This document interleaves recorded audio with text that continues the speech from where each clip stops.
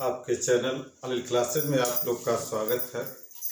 आज हम लोग वैद्युत क्षेत्र के छूटे हुए पार्ट जो इम्पोर्टेंट क्वेश्चंस है उसको फिर से हम कवर करने की कोशिश करते हैं। और यदि आप लोगों ने वीडियो को लाइक और सब्सक्राइब ना किया हो तो उसको अवश्य कर लें। इसमें देखिए हम लोग का एक महत्वपूर्ण डेरिवेशन जो छूटा हुआ था वो था कूलाम का नियम। अब हम बात करते हैं कूलाम के नियम की। तो इसमें कहा गया कूलाम का नेम, और कूलाम के नेम में बताया गया था कि दो आवेशों के मध्य कार्य करने वाला आकर्षण अथवा प्रतिकर्षण बल उन आवेशों के गुणनफल के अनुक्रमानुपाती और उनके बीच की दूरी के वर्ग के व्युत्क्रमानुपाती होता है। जैसे हम सपोज करते हैं एक आवेश हमने ले लिया Q1, यह हमने दूसरा आवेश ले लिया Q2 और इनके बीच की दूरी को हमने सपोज कर लिया ये R दिया गया है। यदि इस पर हम कूलाम के नियम की बात करें तो F अनुक्रमानुपाती हो जाएगा Q1 Q2 हो जाएगा, क्योंकि बताया गया आकर्षण अथवा प्रतिकर्षण बल उन आवेशों के गुणनफल के अनुक्रमानुपाती होता है और उनके बीच की दूरी के वर्ग के व्युत्क्रमानुपाती होगा। और यदि हम इसे एक साथ लिखें तो लिख सकते हैं F अनुक्रमानुपाती Q1 Q2 upon R square हो जाएगा। यदि हम इस अनुक्रमानुपाती के चिन्ह को हटाते हैं तो यहाँ लगा देते हैं नेतांक के तौर पर 1/4 पाई एप्सिलॉन नॉट के Q1 Q2 upon R square हो जाएगा। ये हमारा बल है और बल का जो मात्रक आएगा ये होगा न्यूटन ही होगा। अब यहाँ पर रही कि ये नेतांक हमारे क्या क्या हैं, तो ये टोटल हमारा देखा जाए तो नेतांक है। इसमें भी दो टाइप्स के नेतांक लिया गया। एक जो हमारा के लिया गया, के को हम बोलते हैं प्रावैद्युतांक, और प्रावैद्युतांक को इंग्लिश में कहा जाता है डाइलेक्ट्रिक कांस्टेंट होता है। प्रावैद्युतांक मीन्स डाइलेक्ट्रिक कांस्टेंट, जिसमें 3 डाइलेक्ट्रिक कांस्टेंट की वैल्यू हमें नहीं दिया जाएगा या यदा कदा कभी दे दिया जाएगा। जैसे के फॉर एयर के लिए जो वैल्यू होती है ये होता है 1, के फॉर वाटर के लिए जो वैल्यू होती है ये होता है 81, और के फॉर मेटल के लिए जो वैल्यू आ जाएगा ये होता है इनफाइनाइट। ये 3 चीजों को हमें हमेशा क्लियर लर्न कर लेना होगा। इसके अलावा जैसे माइका हो गया, पेपर हो गया, अभ्रक हो गया, ग्लास हो गया, इनका दिया जाएगा, इनको लर्न करने की जरूरत नहीं रहेगी। लेकिन ये 3 चीजें कभी कभार हमको नहीं भी दिया जाता है। इसके अलावा इसमें और जो ये नेतांक है 1/4 पाई एप्सिलॉन नॉट, इसकी जो वैल्यू होती है 9 × 10⁹ न्यूटन मीटर स्क्वायर प्रति कूलाम स्क्वायर होता है। अब कैसे इसका मात्रक क्या आया, तो देखो हमें इसका मात्रक ज्ञात करना है तो ये क्रॉस मल्टीप्लाई हो जाएगा। F का मात्रक हो जाएगा न्यूटन, R स्क्वायर का हो जाएगा मीटर स्क्वायर, Q1 Q2 का हो जाएगा कूलाम स्क्वायर हो जाएगा। इसमें अगर हम एप्सिलॉन नॉट की वैल्यू की केवल बात करें, जिसे एप्सिलॉन नॉट को हम क्या बोलते हैं, निर्वात की विद्युतशीलता, निर्वात की विद्युतशीलता कहा जाता है। इसे हम इंग्लिश में बोलते हैं परमिटिविटी ऑफ एयर्स होता है। इसकी वैल्यू अगर हम क्रॉस मल्टीप्लाई करके सॉल्व करेंगे तो हमको यही मिलेगा। जनरली इसको हम लोग लर्न ही कर लेते हैं 8.85 × 10⁻⁻12। और ये देखो अभी जब 1/, में एप्सिलॉन नॉट था तो मात्रक ये था, अब एप्सिलॉन नॉट ऊपर चला गया तो इसका मात्रक आ जाएगा कूलाम स्क्वायर और प्रति न्यूटन मीटर स्क्वायर हो जाएगा। ये हमारे निर्वात की विद्युतशीलता आ जाती है। इसके मात्रक को हम लोग लर्न कर लेते हैं देखा जाए। अब इसके बाद जो हमारा दूसरा छूटा हुआ टॉपिक था वैद्युत द्विध्रुव के कारण निरक्षीय स्थिति पर क्षेत्र की तीव्रता, क्योंकि अक्षीय स्थिति पर क्षेत्र की तीव्रता को हम लोगों ने प्रूव कर लिया था। अब वैद्युत द्विध्रुव के कारण निरक्षीय स्थिति पर क्षेत्र की तीव्रता। तो हमारा आर्टिकल हो जाएगा वैद्युत द्विध्रुव के कारण निरक्षीय स्थिति पर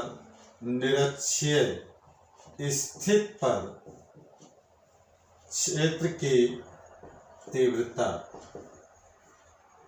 तीव्रता। अगर हम निरक्षीय स्थिति पर, तो पहले हम एक वैद्युत द्विध्रुव को ले रहे हैं। ये वैद्युत द्विध्रुव जो हमारा होगा इधर हो जाएगा +Q और इस साइड में हमारा हो जाएगा -Q हो जाएगा। इनके बीच की जो दूरी होगी इसको हम सपोज करेंगे कि यह हमारा हो जाएगा 2L हो जाएगा। इसका ये हम केंद्र सपोज करते हैं वो हो जाएगा। इस दूरी को हम सपोज करें ये L हो जाएगा। इस दूरी को इधर हम सपोज करें ये हमारा L हो जाएगा। अभी हम लोग देखा था अक्षीय स्थिति क्या होता है, दोनों आवेशों को मिलाने वाली रेखा पर अगर यहाँ कोई बिंदु होगा तो उसे हम कहते हैं अक्षीय स्थिति। लेकिन अगर दोनों आवेशों को मिलाने वाली रेखा के लंबवत कोई बिंदु होगा तो उसे हम बोलेंगे निरक्षीय स्थिति P हो जाएगा। हम सपोज करते हैं कि वैद्युत द्विध्रुव से इसकी दूरी कितनी होगी, स्मॉल r सपोज कर लिया गया। अब यहाँ हम देखते हैं कि +Q आवेश के कारण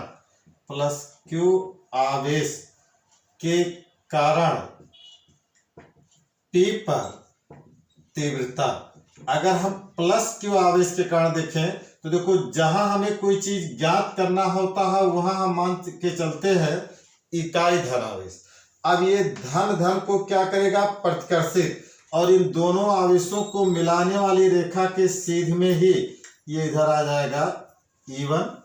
अब बात आती है E1 की वैल्यू क्या होगी, तो क्षेत्र के तीव्रता का सूत्र हम लोग प्रूव कर चुके हैं कि E=1/4πε0 Q/r² होता है।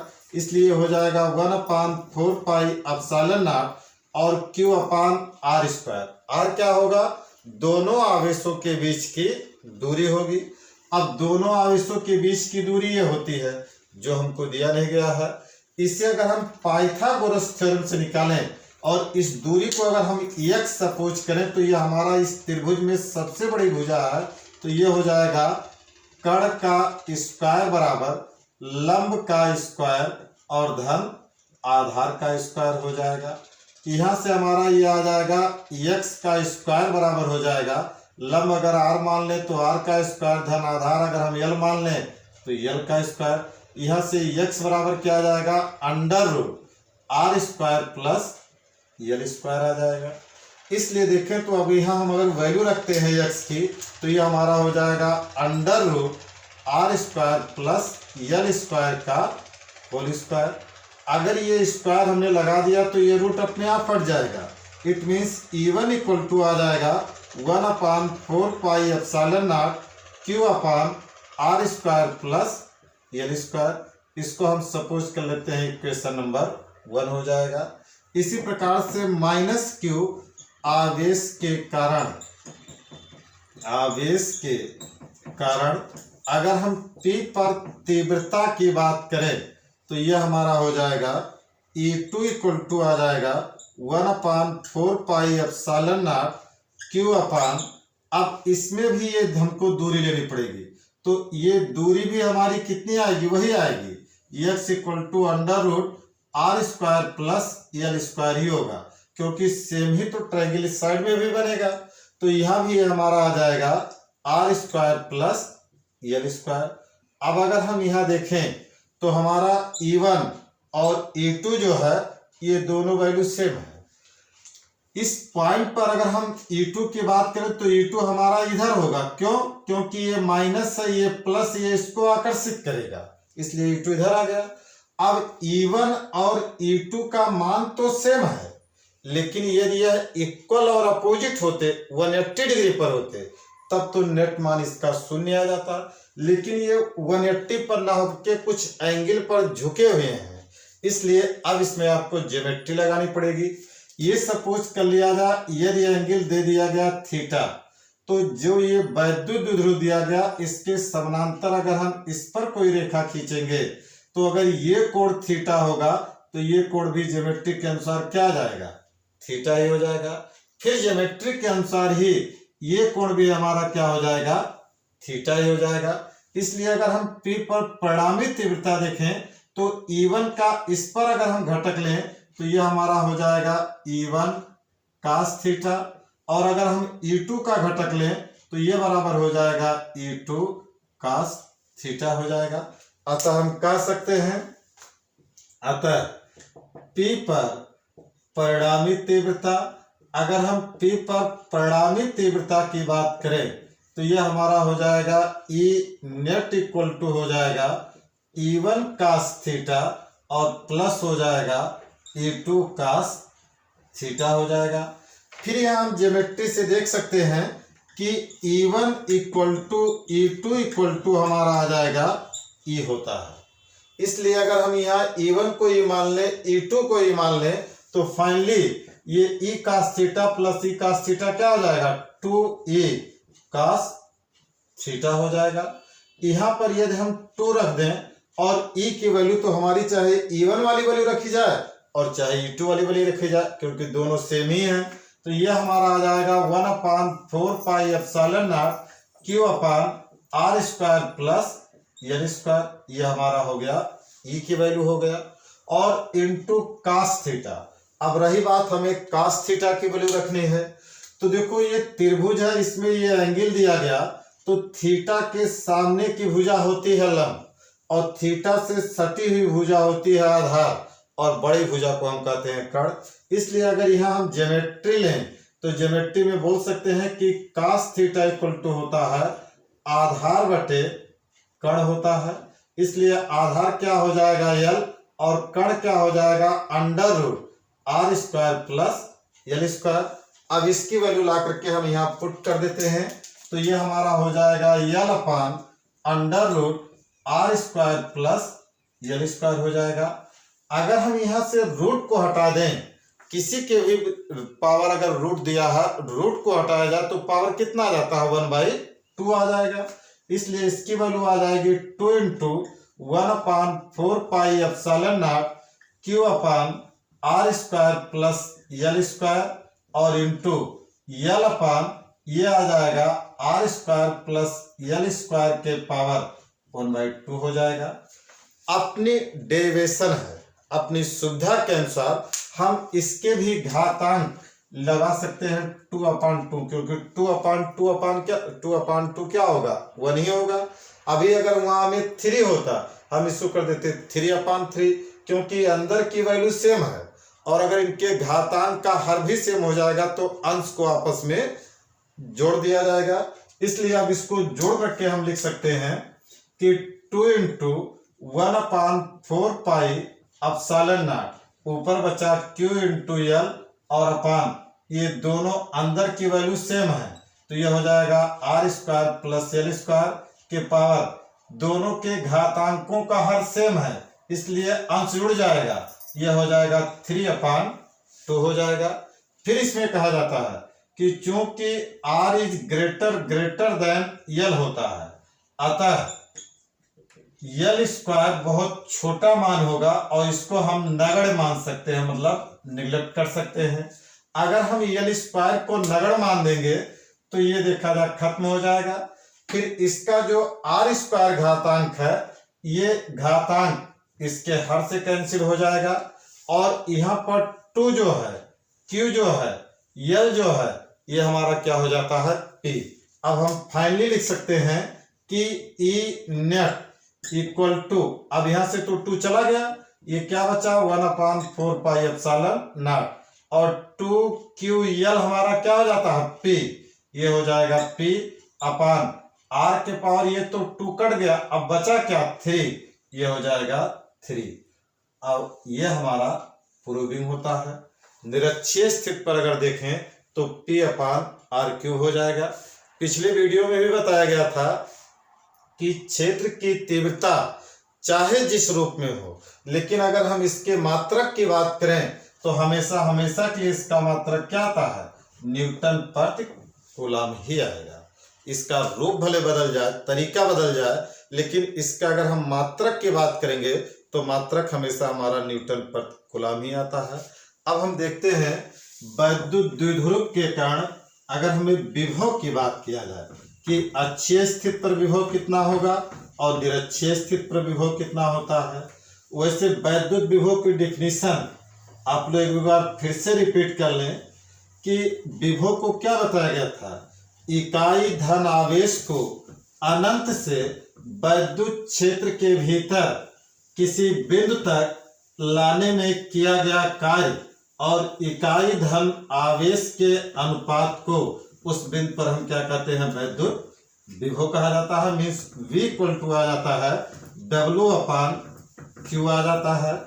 और इसका एक दूसरा जब हम प्रूविंग करके सिद्ध करते हैं विभव का सूत्र क्या होगा, तो आता है V इक्वल टू 1/4πε0 Q/R आता है। तो हम देखते हैं वैद्युत द्विध्रुव के कारण, वैद्युत द्विध्रुव के कारण, ध्रुव के कारण अक्षीय स्थिति पर विभव, स्थिति पर विभव। अब अगर हम यहाँ देखें विभव, तो हमने सपोज कर लिया कि यह हमारा क्या है, वैद्युत द्विध्रुव है। वैद्युत द्विध्रुव में क्या बताया गया था, दो आवेश जिनके मान समान हो, प्रकृति विपरीत हो, एक दूसरे से अल्प दूरी पर रखे गए हों, तो हमारा वैद्युत द्विध्रुव होता है। हमने सपोज कर लिया यहाँ पर आवेश क्या है, +Q, यहाँ क्या है, -Q।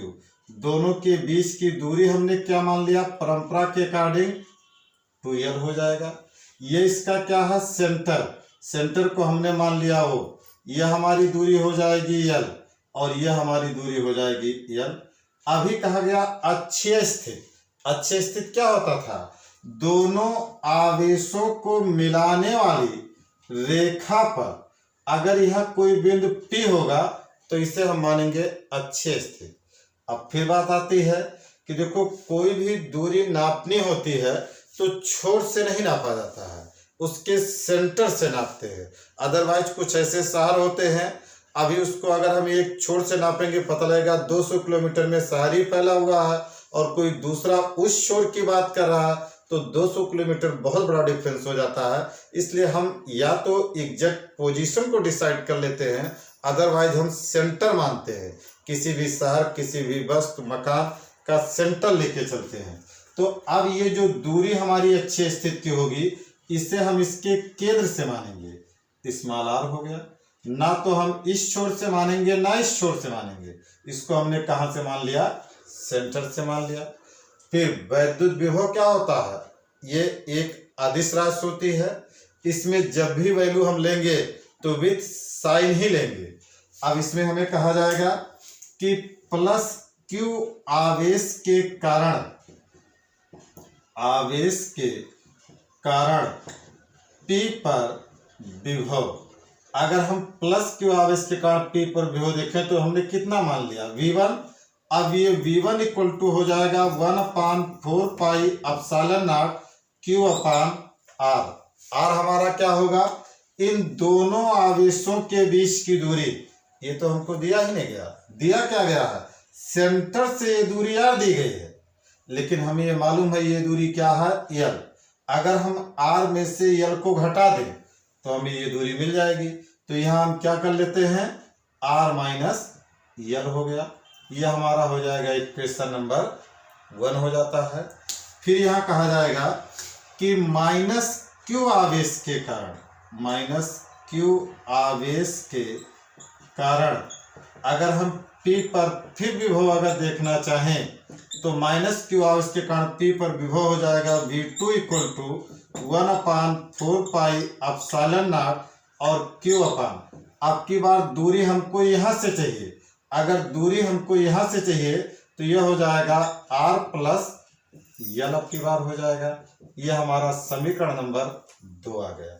अब फिर बात आती है कि अगर हम V2 हो गया ये विभव, अब अगर हम इस पर परिणामी विभव देखना चाहें तो कोई दिक्कत नहीं, लेकिन देखो ये -Q आवेश के कारण था, यहाँ साइन क्या आ जाएगा, माइनस आ जाएगा। और यहाँ माइनस आने का मतलब हो गया ये V2 इक्वल टू हो जाएगा 1/4πε0 माइनस और Q/R + L हो जाएगा। अब अगर हम P पर परिणामी विभव देखें कि P पर परिणामी विभव हमारा कितना हो जाएगा, तो परिणामी विभव V इक्वल टू हो जाएगा V1 प्लस V2 हो जाएगा। यहाँ यदि हम V इक्वल टू अगर हम V1 की वैल्यू रखें तो 1/4 पाई एप्सिलॉन नॉट और Q अपान R माइनस L हो जाएगा। और देखो ये साइन किस में है, V2 का माइनस में, तो ये हो जाएगा माइनस और 1/4 pi epsilon not Q upon R plus L हो जाएगा। अब अगर हम इसमें कॉमन लें तो हमको कॉमन क्या मिल सकता है, दोनों में Q/4 pi epsilon naught common मिल जाएगा। और अगर हम इनका ब्रैकेट में देखें बचेगा क्या, 1/R माइनस L और ये साइन माइनस है तो माइनस, ये हो जाएगा 1/R प्लस L हो जाएगा। अगर हम इसमें इनका एलसीएम लें किसका, R माइनस L और R प्लस L का, तो ये ब्रैकेट में आ जाएगा R square minus L square आ जाएगा, ये इसका एलसीएम हो जाएगा। अगर हम इससे इसको काटेंगे तो ये पोर्शन बच जाएगा R प्लस L और ये साइन माइनस है माइनस, इससे अगर इसको डिवाइड करेंगे तो ये बच जाएगा R माइनस L बच जाएगा। अब यहाँ पर हम क्या करते हैं, ब्रैकेट को ओपन करते हैं, तो यह हमारा हो जाएगा Q/4 पाई एप्सिलॉन नॉट, यह हो जाएगा R प्लस L और ये plus minus minus R minus minus plus L और अपान R square minus L square हो जाएगा। यहाँ फर्दर हम देखें तो ये plus R minus R cancel हो जाएगा और ये आ जाएगा हमारा Q/4 पाई एप्सिलॉन नॉट और ये L प्लस L हमारा हो जाएगा 2L अपान R square minus L square हो जाएगा। फिर हम वही मानते हैं कि यदि R is greater than L है तो L स्क्वायर को हम नगण्य मान सकते हैं। अगर इसको हम नगण्य मान लें मीन्स ये कैंसिल हो जाएगा और फिर इसमें हम Q 2 और L को क्या मान लेंगे, P मान लेंगे। इसलिए इस पर अच्छे स्थिति पर विभव V इक्वल टू आ जाएगा 1/4 पाई एप्सिलॉन नॉट और P अपान, अब बचा है क्या, R स्क्वायर, क्योंकि L स्क्वायर तो कैंसिल हो चुका, ये इतना आ जाएगा और इसका मात्रक क्या हो जाएगा, उल्ट हो जाएगा। तो ये देखा जाए वैद्युत द्विध्रुव के कारण अच्छे स्थिति पर विभव हो गया। अब हम देखते हैं वैद्युत द्विध्रुव के कारण निरक्षीय स्थिति पर विभव।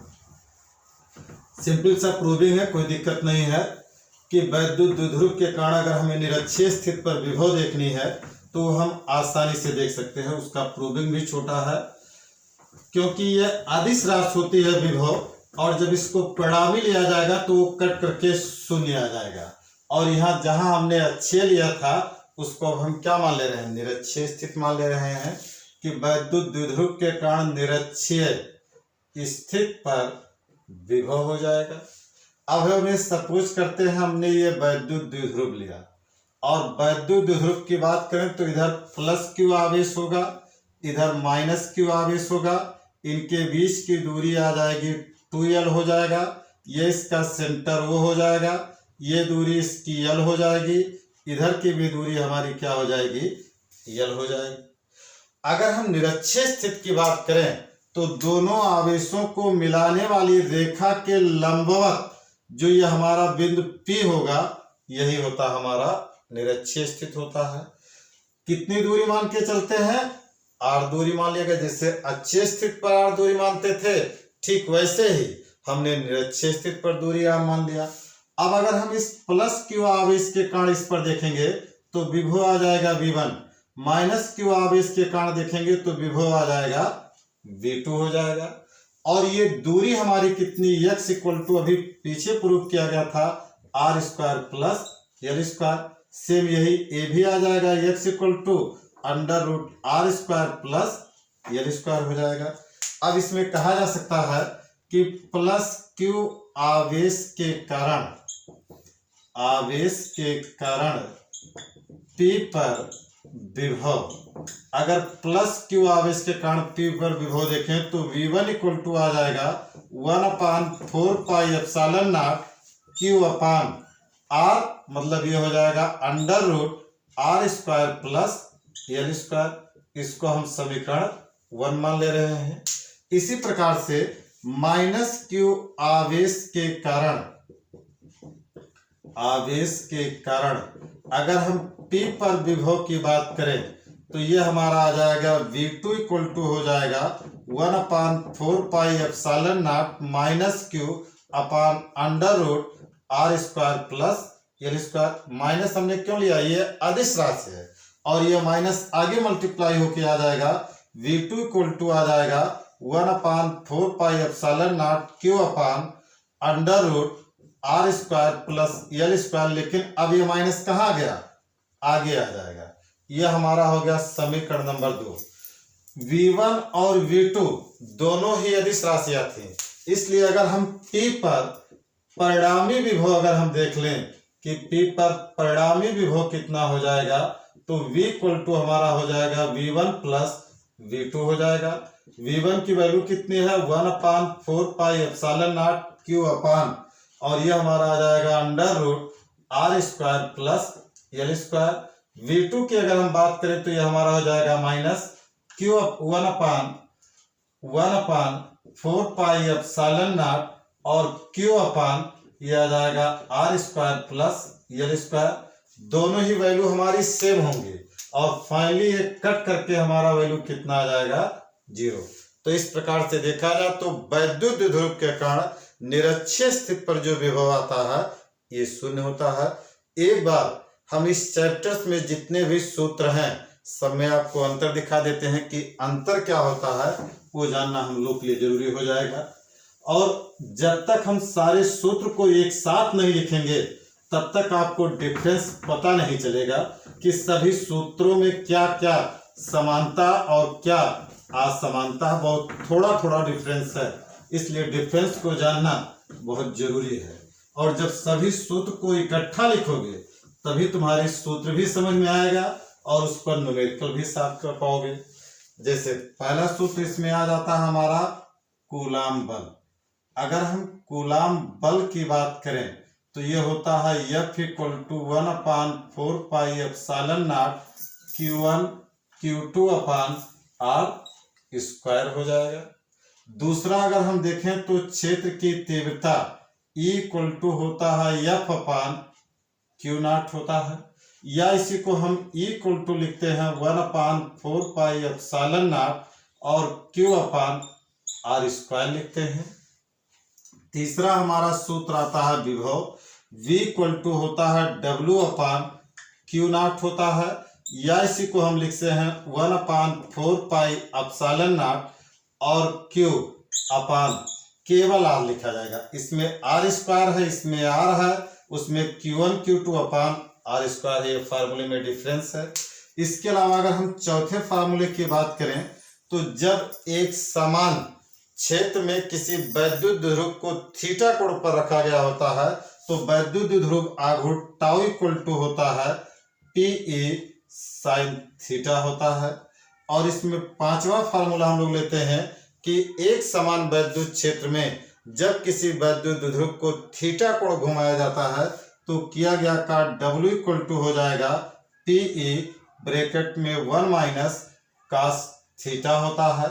इसी प्रकार से अगर हम देखें तो वैद्युत द्विध्रुव, छठवां फार्मूला हमारा वैद्युत द्विध्रुव P इक्वल टू होता है Q इंटू 2L लिया जाता है। सातवां फार्मूला देखें तो अगर अक्षीय स्थिति पर तीव्रता की हम बात करें तो इसका सूत्र आ जाता है E equal to 1/4 pi epsilon naught 2P upon R cube आ जाता है। आठवां फार्मूला अगर हम निरक्षीय स्थिति पर तीव्रता की बात करें तो इसका सूत्र हमारा आ जाता है E equal to 1/4 pi epsilon naught P upon R cube हो जाता है।